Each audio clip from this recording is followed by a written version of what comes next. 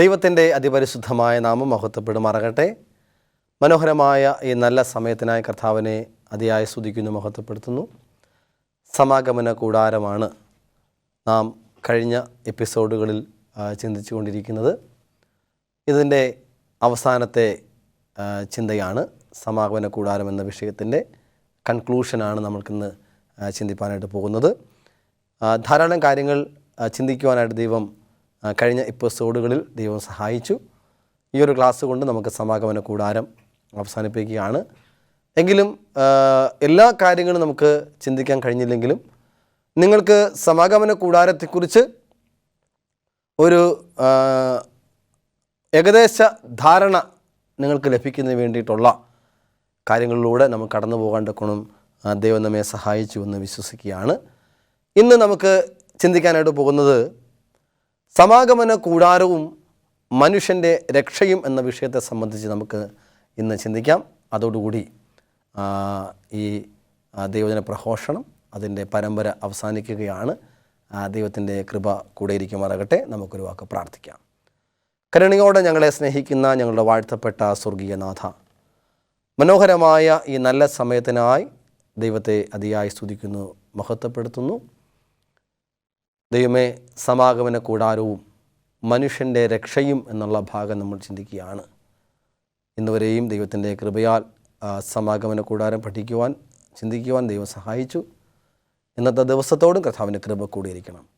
സകലമാനവും മഹത്വം കർത്താവ് എടുക്കണം. യേശു കർത്താവ് നാം ചോദിക്കുമ്പോൾ ദൈവം ഈ പ്രാർത്ഥന കേൾക്കണമേ. ആമേൻ. ഒരിക്കൽ കൂടെ എല്ലാവരെയും ഈ സമയത്ത് സ്വാഗതം ചെയ്യുന്നു. സമാഗമന കൂടാരം എന്ന വിഷയം നാം ചിന്തിച്ചുകൊണ്ട് വരികയായിരുന്നുവല്ലോ.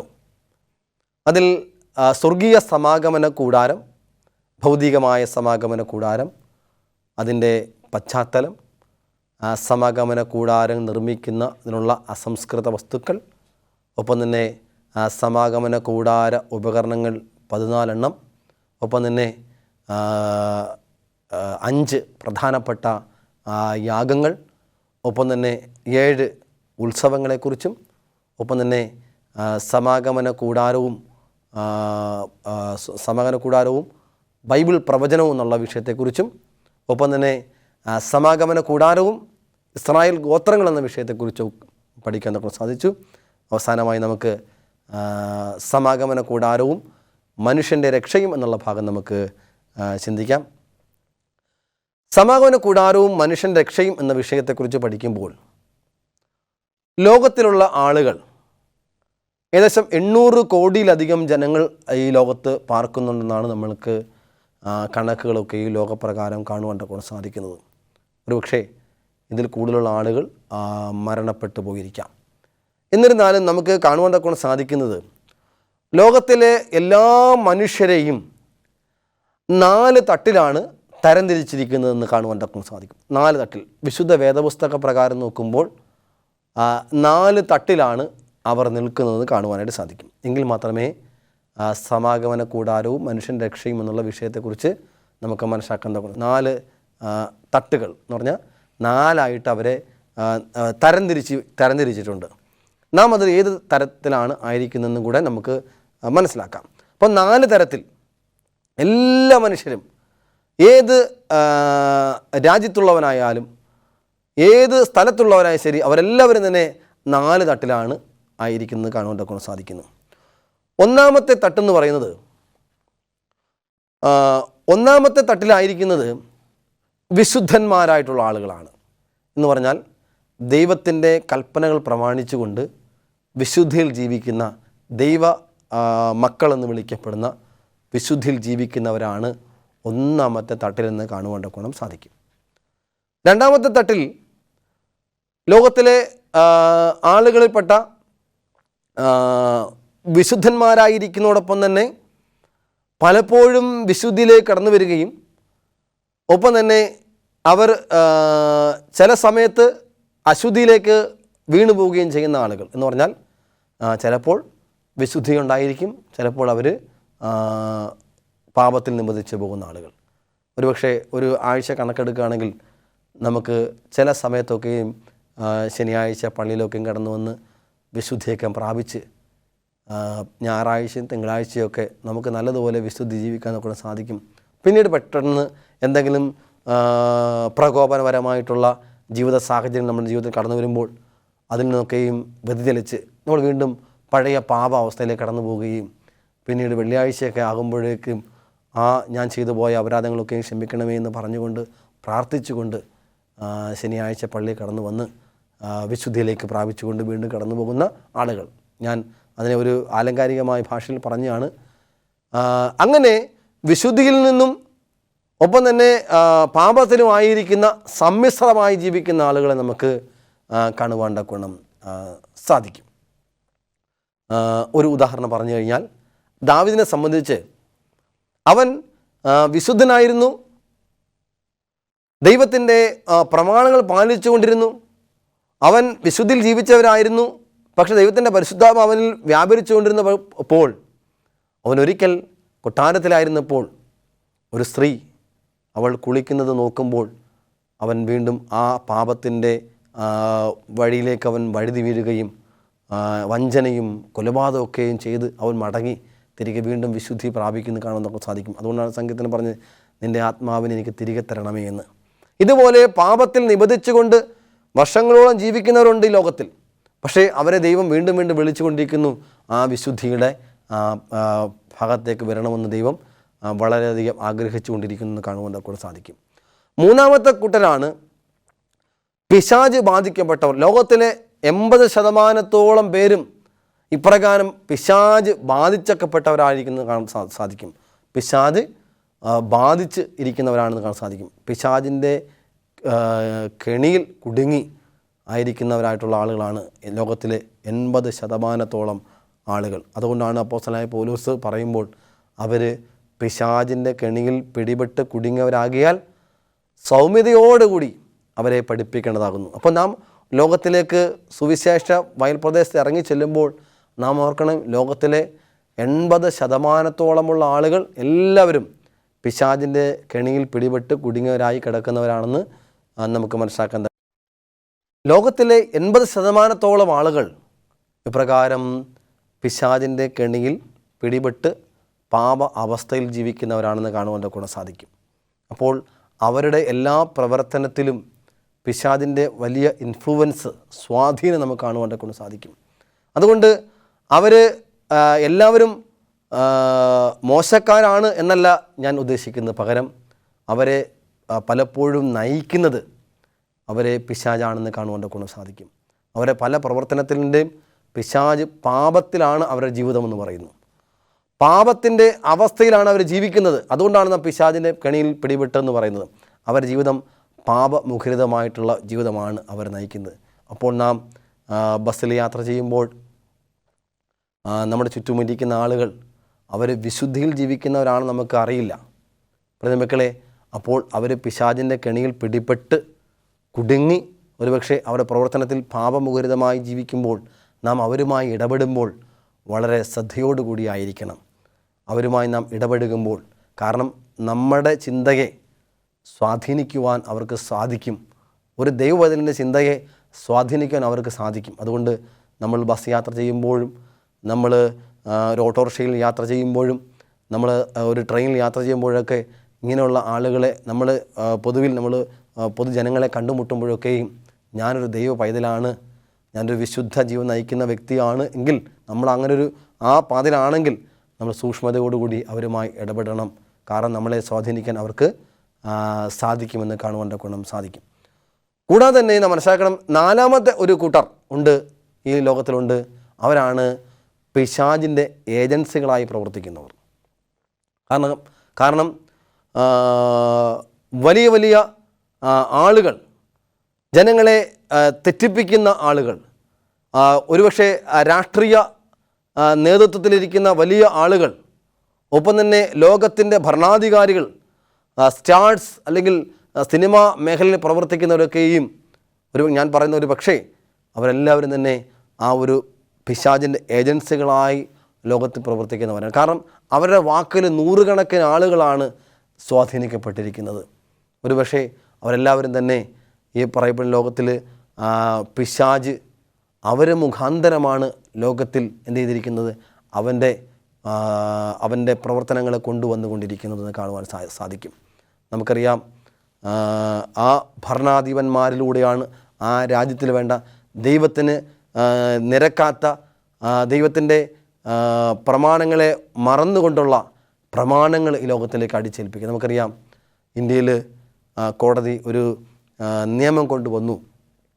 പരസ്പര സമ്മതത്തോടു കൂടിയുള്ള ലൈംഗിക ബന്ധം പാപമല്ല എന്ന്, അത് ഒരു ക്രൈമല്ല, കുറ്റമല്ല എന്ന തരത്തിൽ ഒരു കോടതി ഒരു നിയമം കൊണ്ടുവരികയുണ്ടായി. പ്രിയമക്കളെ, അത് ദൈവവചനത്തിന് വിരുദ്ധമാണ്. വിവാഹമോചനം ആ ദൈവവചനത്തിന് വിരുദ്ധമായ കാര്യമാണ്. അതൊക്കെയും ലോകത്തിലേക്ക് അത് സ്വാധീനപ്പെടുത്തുന്നത് ഒരുപക്ഷെ ഇങ്ങനെയുള്ള വലിയ വലിയ ലോക ഭരണാധികാരിമാരിലൂടെയാണ് അത് പ്രാവർത്തിക പദത്തിലേക്ക് കൊണ്ടുവരുന്നത്. ഒരുപക്ഷെ ദൈവമില്ല, ഞാൻ ദൈവത്തിൽ വിശ്വസിക്കുന്നില്ല എന്ന് ഒരു ഫിലിം സ്റ്റാർസ് പറയുകയാണെങ്കിൽ അവനെ, അല്ലെങ്കിൽ ആ ഫിലിം സ്റ്റാർസിനെ ആരാധിക്കുന്ന ലക്ഷക്കണക്കിന് ചെറുപ്പക്കാർ അത് വിശ്വസിക്കും. കാരണം എന്താണ്? അത് പറയുന്ന ആളുടെ ആ സ്വാധീനമാണെന്ന് കാണുവാൻ സാധിക്കും. അതേപോലെ 4 തരത്തിലാണ് ഉള്ള ആളുകളാണ് ഈ ലോകത്തിൽ നിലനിൽക്കുന്നത്. 1, വിശുദ്ധിയിൽ ജീവിക്കുന്നവർ. 2, അപ്പപ്പോഴായി വിശുദ്ധിയിലേക്ക് ആകുന്നവർ. ഒപ്പം തന്നെ 3-ാമതായിട്ട് പിശാചിൻ്റെ കെണിയിൽ പിടിപെട്ട് കിടക്കുന്നവർ. 4-ാമതായിട്ട് നമുക്ക് കാണാൻ സാധിക്കുന്നത് അവർ പിശാചിൻ്റെ ഏജൻസികളായിട്ട് ഈ ലോകത്തിലായിരിക്കുന്നു എന്ന് കാണുവാൻ സാധിക്കും. അങ്ങനെ 4 കൂട്ടം ആളുകളല്ലേ ദൈവം ആഗ്രഹിക്കുന്ന കൂട്ടമെന്ന് പറയുന്നത് വിശുദ്ധരായി ജീവിക്കുക. അത് ഏകദേശം ലോക ജനസംഖ്യയിൽ തന്നെ ഒരു 10% മാത്രമേ, 10% ഉണ്ടാകുമോ എന്ന് നമുക്കറിയത്തില്ല. അത്രമാത്രം ചുരുക്കം ചില ആളുകൾ മാത്രമാണ് വിശുദ്ധിയിൽ ജീവിക്കുന്നവരായിട്ട് വൃതന്മാരെ ചേർക്കുവാനാണ് കർത്താവായ യേശു ക്രിസ്തു വരുന്നത്. ആ വൃതന്മാരെന്ന് പറയുന്നത് അവരാണെന്ന് കാണുവാൻ സാധിക്കും. അങ്ങനെ ആ ജീവിക്കുന്ന ആളുകളെ ആ വിശുദ്ധിയിലേക്ക് വരുവാൻ വേണ്ടി സമാഗമന കൂടാരവും രക്ഷയുമായി എന്താണ് ബന്ധമെന്ന് പഠിക്കുമ്പോഴാണ് നമ്മൾ ഈ ഒരു വിഷയത്തിലേക്ക് കടന്നു വന്നത്. എന്താണ് സമാഗമന കൂടാരം തമ്മിൽ ഉള്ള ബന്ധം എന്ന് പറഞ്ഞാൽ, ഈ മനുഷ്യരെ പിശാചിൻ്റെ ഏജൻസിയായിട്ട് പ്രവർത്തിക്കുന്നവർ, ഒപ്പം തന്നെ പിശാചിൻ്റെ കെണിയിൽ കുടുങ്ങിയവർ, ഒപ്പം തന്നെ വല്ലപ്പോഴും ഒക്കെ വിശുദ്ധി ജീവിക്കുകയും തെറ്റിപ്പോവുകയും ചെയ്യുന്ന ആളുകളെന്ന് പറയുന്ന അവരെ, ഈ പറയുന്ന കൂട്ടരെ വിശുദ്ധിയിലേക്ക് കൊണ്ടുവരുവാണ്ടൊക്കണം സമാഗമന കൂടാരത്തിന് സാധിക്കും. എങ്ങനെയാണ് അതിൻ്റെ ആ പ്രോസസ്സിങ്, അതിൻ്റെ ഒരു കാര്യം പഠിക്കുമ്പോൾ നമുക്ക് മനസ്സിലാക്കാൻ സാധിക്കുന്നത്, അവിടെ നമുക്ക് പ്രാകാരത്തിൻ്റെ ഉള്ള വാതിലുണ്ട്. അത് കർത്താവായ യേശു ക്രിസ്തുവാണ്. ഞാൻ തന്നെ വഴിയും സത്യവും ജീവനുമാകുന്നു. അങ്ങനെയുള്ള വ്യക്തിക്ക് അവൻ അവിടെ എന്ത് ചെയ്യുന്നു? അവിടെ താമര യാഗപീഠമുണ്ട്. അവിടെ കർത്താവായ യേശു ക്രിസ്തു നമുക്ക് വേണ്ടി യാഗമായി തീർന്ന ആ യാഗപീഠം നമുക്ക് വേണ്ടിയുണ്ട്. ആ യേശു ക്രിസ്തുവിൽ നാം വിശ്വാസം അർപ്പിക്കുമ്പോൾ നമ്മുടെ പാപങ്ങളെ കഴുകിക്കളഞ്ഞ് ശുദ്ധീകരിക്കപ്പെടുകയാണ്. വീണ്ടും മുന്നോട്ട് കടന്നു ചെല്ലുമ്പോൾ അവിടെ താമര തൊട്ടികൊണ്ട് നമ്മൾ സ്നാനപ്പെടുകയാണ്. ഞാൻ പറഞ്ഞത്, ലോകത്തിലെ ഈ പറയുന്ന 3 കൂട്ടം ആളുകൾക്കും ആ വിശുദ്ധന്മാരുടെ പട്ടികയിലേക്ക് വരുവാണ്ടൊക്കെ ആഗ്രഹിക്കുന്നതിന് വേണ്ടി ആയിരിക്കുമ്പോൾ ആ സമാഗമന കൂടാരം അവർക്കൊരു വഴികാട്ടിയായിട്ട് ലോകത്ത് നിലകൊള്ളുന്നു എന്ന് കാണുവാനായിട്ട് സാധിക്കും. അങ്ങനെ താമര തൊട്ടിയിൽ വന്ന് അവൻ കഴുകുമ്പോൾ അല്ലെങ്കിൽ സ്നാനപ്പെടുമ്പോൾ അവിടെ നമുക്ക് ആ സ്നാനപ്പെട്ടുകൊണ്ട് അകത്തേക്ക് കടക്കുമ്പോൾ അവിടെ നിലവിളക്കും ഒപ്പം ധൂപപീഠവും കാഴ്ചവെക്കുന്ന മേശയും കാണുവാൻ സാധിക്കും. നിലവിളക്ക് അവൻ്റെ സ്വഭാവത്തെ, ഒപ്പം തന്നെ ധൂപപീഠം പ്രാർത്ഥനയെ, പിന്നീട് അപ്പം ദൈവവചനത്തെ പഠിക്കുക. അങ്ങനെ ദൈവവചനം പഠിച്ചുകൊണ്ടും ഒപ്പം തന്നെ പ്രാർത്ഥിച്ചുകൊണ്ടും ആയിരിക്കുമ്പോൾ, അവൻ്റെ നല്ല സ്വഭാവങ്ങളെ പ്രദർശിപ്പിച്ചുകൊണ്ടും ആയിരിക്കുമ്പോൾ അവന് അതിപരിശുദ്ധ സ്ഥലത്തേക്ക് കടക്കാൻ സാധിക്കും. അവിടെ ദൈവത്തിൻ്റെ പ്രമാണങ്ങളുണ്ട്, അവിടെ കെരൂബുണ്ട്, അവിടെ നമുക്ക് ദൈവത്തിൻ്റെ ശെഖേനയുണ്ട്, അവിടെ ജ്യോതിസുകളെ പോലെ പ്രകാശിപ്പാൻ കൊണ്ട് സാധിക്കും. അപ്പം അതിപരിശുദ്ധ സ്ഥലമായി ജീവിക്കുന്ന അനുഭവത്തിലേക്ക് കടന്നു വരണമെങ്കിൽ ഈ സമാഗമന കൂടാരത്തിൻ്റെ വഴി നമുക്ക് കാണുവാനായിട്ട് സാധിക്കും. അതാണ് ലോകത്തിലെ ജനസംഖ്യയോട് അല്ലെങ്കിൽ ലോകത്തിലെ എല്ലാ ജനത്തോടും സമാഗമന കൂടാരത്തിൻ്റെ ആ വലിയ സന്ദേശം നമുക്ക് നൽകിത്തരുന്നതെന്ന് കാണുവാനായിട്ട് സാധിക്കും.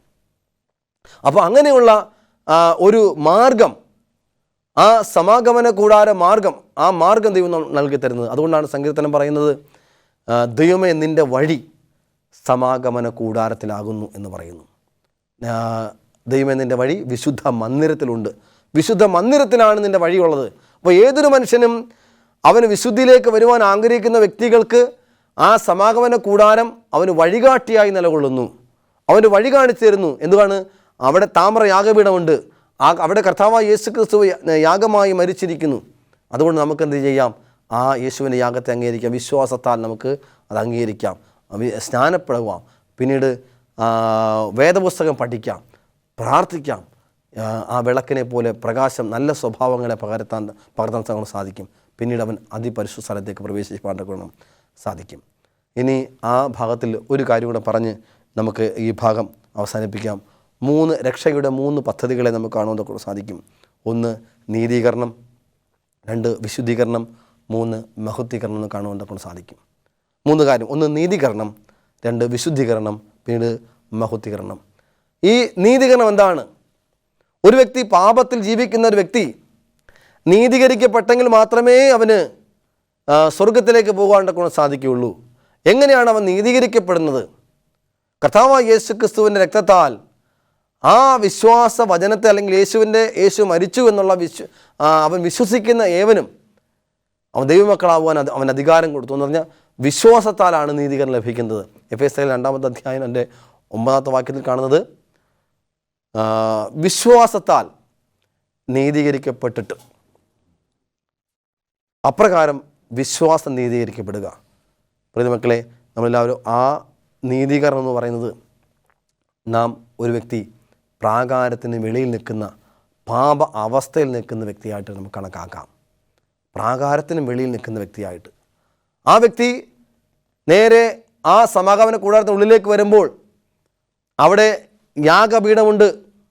താമര യാഗപീഠത്തിന്മേൽ കർത്താവായ യേശു ക്രിസ്തു ആടിനെ പോലെ, അല്ലെങ്കിൽ ഒരു കാളയെ പോലെ, അവിടെ ഒരു കുഞ്ഞാടിനെ പോലെ യാഗമായി തീർന്നപ്പോൾ ആ യാഗത്തെ നമ്മളിലേക്ക് സംശീകരിക്കുമ്പോൾ, ആ തെറ്റുകളൊക്കെ ഏറ്റുപറയുമ്പോൾ, നമുക്ക് പകരമായിട്ട് കർത്താവായ യേശു ക്രിസ്തു അവിടെ യാഗമായി തീർന്നപ്പോൾ നമുക്ക് നീതീകരണ അവസ്ഥയിലേക്ക് കടന്നു വന്നു കാണുന്നതൊക്കെ സാധിക്കുന്നു. ആ നീതീകരണ അവസ്ഥയിലേക്ക് കടന്നു വന്നവനാണ് സ്നാനപ്പെട്ടുകൊണ്ട് അവൻ പരിശുദ്ധനായി തീരുന്നത്. പരിശുദ്ധനായി തീരുമ്പോൾ അവന് എന്നും തന്നെ വിശുദ്ധീകരണത്തിൽ മുന്നോട്ട് പോകുവാൻ തൊക്കണം എന്ന് കരുതി അവൻ ഒരിക്കൽ പോലും എന്ത് ചെയ്യുന്നില്ല, സ്വർഗത്തിലേക്ക് പോകുവാൻ തൊക്കെയുള്ള അവസ്ഥയിലേക്ക് എത്തണമെങ്കിൽ അവൻ എപ്പോഴും വിശുദ്ധിയിലായിരിക്കണം. അതാണ് ഞാൻ ആദ്യമേ പറഞ്ഞത്. നമുക്ക് വിശുദ്ധി എപ്പോഴും കാത്തു സൂക്ഷിക്കണമെങ്കിൽ, നമുക്കറിയാം എപ്പോഴാണ് നമ്മൾ വിശുദ്ധി നഷ്ടപ്പെട്ടു പോകുന്നത്. ഒരു വ്യക്തികൾക്ക് എപ്പോഴാണ് ആ വിശുദ്ധി നഷ്ടപ്പെട്ടു പോകുന്നതെന്ന് നോക്കുമ്പോൾ ഒന്നുകിൽ അവൻ പ്രാർത്ഥനയില്ലാത്തവനായി മാറുമ്പോൾ. ഒരു വ്യക്തി രാവിലെയോ ഉച്ചയ്ക്കും വൈകുന്നേരത്തും 3 നേരവും പ്രാർത്ഥനയോടെ ജീവിക്കുകയാണെങ്കിൽ, അവൻ എല്ലാ സമയത്തും പ്രാർത്ഥിക്കുന്ന വ്യക്തിയാണെങ്കിൽ, പലപ്പോഴും നമ്മൾ ലോകത്തിലെ വിശുദ്ധന്മാരായി ജീവിക്കുന്നവരെല്ലാവരും പ്രാർത്ഥനാ വീരന്മാരാണെന്ന് കാണുവാൻ സാധിക്കും. പക്ഷേ പ്രാർത്ഥിക്കാത്ത ഒരുവന് വിശുദ്ധിയായി ജീവിക്കുവാൻ ഒരിക്കലും കഴിയുകയില്ല. പ്രാർത്ഥനയുടെ കുറവാണ് ഒരു വ്യക്തി വിശുദ്ധിയിൽ നിന്ന് അകന്നു പോകുന്നത്. അവൻ പ്രാർത്ഥിക്കുന്നില്ല എന്നാണ് അതിൻ്റെ അർത്ഥം. അപ്പോൾ ധൂപവർഗം എപ്പോഴും അവിടെ ധൂപവർഗത്തിൽ ഇങ്ങനെ പുകഞ്ഞുകൊണ്ടിരിക്കുന്ന ആ ധൂപവർഗത്തിൻ്റെ പുക സ്വർഗത്തിലേക്ക് ഉയരുമ്പോൾ മാത്രമാണ് അവൻ വിശുദ്ധിയിൽ ജീവിക്കാൻ കൊണ്ട് സാധിക്കുന്നത്.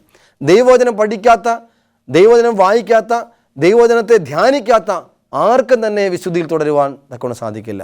അതുകൊണ്ടാണ് പറയുന്നത്, ദൈവത്തിൻ്റെ മാറ്റമുള്ള വചനം പഠിക്കണം, വായിക്കണം, പിന്നെ നമ്മൾ ധ്യാനിക്കണം. യഹോവയുടെ കൽപ്പനകളെ പ്രമാണിച്ച് അത് രാപ്പകൽ ധ്യാനിക്കുന്നവൻ ഭാഗ്യവാന്മാർ. ദൈവത്തിൻ്റെ വചനത്തെ 3 കാര്യമാണ് നാം ചെയ്യേണ്ടത്. 1 പഠിക്കണം, പിന്നീട് വായിക്കണം, പിന്നീട് അത് ധ്യാനിക്കണം. യഹൂദ സാഹിത്യം അനുസരിച്ച് പഠിക്കുമ്പോൾ അവർ വായിക്കുന്നതിനേക്കാൾ ഉപരിയായി, പഠിക്കുന്നതിനേക്കാൾ ഉപരിയായി അവർ ധ്യാനിക്കുന്നതിലാണ് അവർ സമയം ചെലവഴിക്കുന്നത്. എന്ന് പറഞ്ഞാൽ അവർ നിരന്തരം ധ്യാനിക്കുക. ദൈവത്തിൻ്റെ മാറ്റമില്ലാത്ത വചനത്തെ അവർ കണ്ണുകളെ അടച്ച് അതിനെ ധ്യാനിക്കണം. പ്രിയമക്കളെ, ആ ധ്യാന നിമഗ്നനായിരിക്കുമ്പോഴാണ് നമുക്ക് വിശുദ്ധിയിൽ ജീവിക്കാൻ തൊക്കെ സാധിക്കുന്നത്. ഓർക്കേണ്ട കാര്യം, എപ്പോഴും വിശുദ്ധിയിൽ ജീവിക്കണമെന്നാണ് ദൈവത്തിൻ്റെ ആഗ്രഹം. ഞാൻ ആദ്യം പറഞ്ഞ പോലെ ലോകത്തിൽ 4 വിഭാഗം ആളുകളുണ്ട്. വിശുദ്ധി ജീവിക്കുന്നവർ, വല്ലപ്പോഴുമൊക്കെ വിശുദ്ധി ജീവിക്കുന്നവർ, പിശാചിൻ്റെ കെണിയിൽ പിടിപെട്ട് കിടക്കുന്നവർ, പിശാചിൻ്റെ ഏജൻസികളായി ലോകത്ത് പ്രവർത്തിക്കുന്നവർ.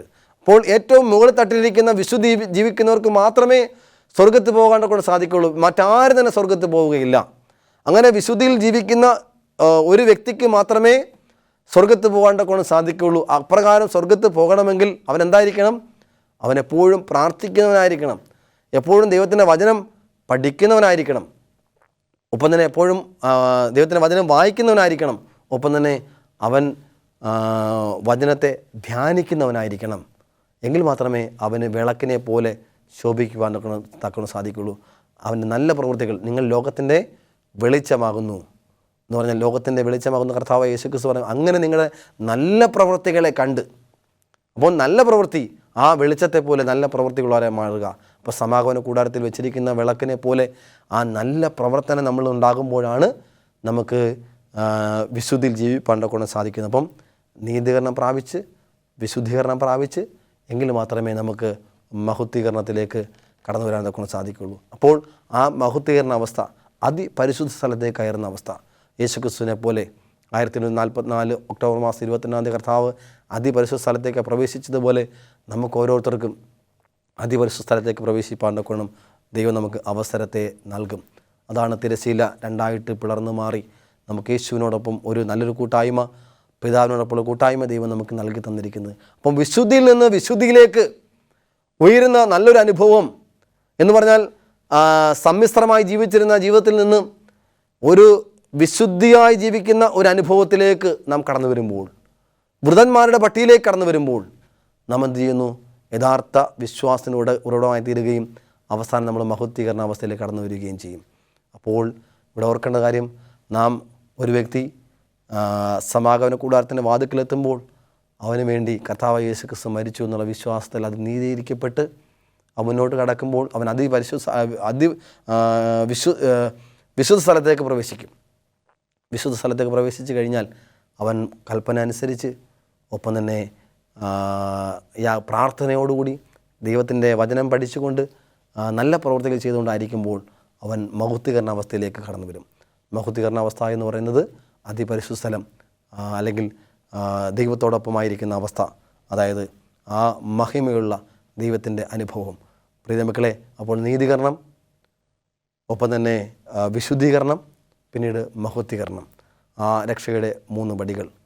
സമാഗമന കൂടാരത്തിൽ ആ 3 ഭാഗങ്ങൾ നാം പഠിക്കുമ്പോൾ പ്രാകാരവും പരിശുദ്ധ സ്ഥലവും അതിപരിശുദ്ധ സ്ഥലവും എന്ന് പറയുമ്പോൾ നീതീകരണം, വിശുദ്ധീകരണം, മഹത്വീകരണം എന്ന 3 പ്രക്രിയ രക്ഷാപദ്ധതിയിലുണ്ട് എന്ന് കാണുവാൻ സാധിക്കുന്നു. അങ്ങനെ ആ 3 പ്രക്രിയ കടന്നുകൊണ്ട് ആ മഹത്വീകരണ അവസ്ഥയിലേക്ക് കടന്നു പോകുവാൻ കർത്താവായ യേശുക്രിസ്തു രണ്ടാമത് വരുമ്പോൾ നല്ല ദാസനെ, നല്ല ദാസി എന്ന് വിളി കേൾക്കുവാൻ ദൈവം നമ്മെ ഇടവരുത്തുമാറാകട്ടെ എന്ന് ആത്മാർത്ഥമായി പ്രാർത്ഥിച്ചുകൊണ്ട് അവസാനിപ്പിക്കുന്നു. സമാഗമന കൂടാര പഠനത്തിൽ ഒരു ചിന്തയിൽ എന്നോടൊപ്പം യാത്ര ചെയ്ത എല്ലാവർക്കും എൻ്റെ നന്ദി, സ്നേഹവും ഈ സമയത്ത് അറിയിക്കുന്നു. ദൈവം എല്ലാവരും അനുഗ്രഹിക്കട്ടെ. നിങ്ങളായിരിക്കുന്ന സ്ഥലത്ത് നിങ്ങളൊരു വിശുദ്ധ ജീവൻ നയിപ്പാൻ കർത്താവായ യേശുക്രിസ്തു വരുമ്പോൾ എൻ്റെ വൃതനെ എന്നുള്ള വിളി കേൾപ്പാൻ ദൈവം നിങ്ങളെ എല്ലാവരെയും സഹായിക്കുമാറാകട്ടെ എന്ന് ആത്മാർത്ഥമായി പ്രാർത്ഥിച്ചുകൊണ്ട് ഈ ഒരു സന്ദേശം വിരമിക്കും. ദൈവം എല്ലാവരും അനുഗ്രഹിക്കുമാറാകട്ടെ. ആമേൻ. നമുക്ക് പ്രാർത്ഥിക്കാം. കരുണയോടെ ഞങ്ങളെ സ്നേഹിക്കുന്ന വാഴ്ത്തപ്പെട്ട സ്വർഗീയ നാഥ, മനോഹരമായ നല്ല സമയത്തിനായി കർത്താവിനെ സ്തുതിക്കുന്നു. സമാഗമന കൂടാരം എന്ന വിഷയം പഠിച്ച് അവസാനിപ്പിക്കാൻ ദൈവം ഞങ്ങളെ സഹായിച്ച് കൃപയ്ക്കാൻ സ്തുതിക്കുന്നു. ഈ പഠന പരമ്പരയിൽ യാത്ര ചെയ്ത എല്ലാവരെയും ദൈവം അനുഗ്രഹിക്കണം. സകല മാനവമുഖത്തും കർത്താവ് എടുക്കണം. യേശു കർത്താവ് നാം ചോദിക്കുമ്പോൾ ദൈവം പ്രാർത്ഥന കേൾക്കണമേ. ആമേൻ. എല്ലാവരും ദൈവം അനുഗ്രഹിക്കുമാറാകട്ടെ. ആമേൻ.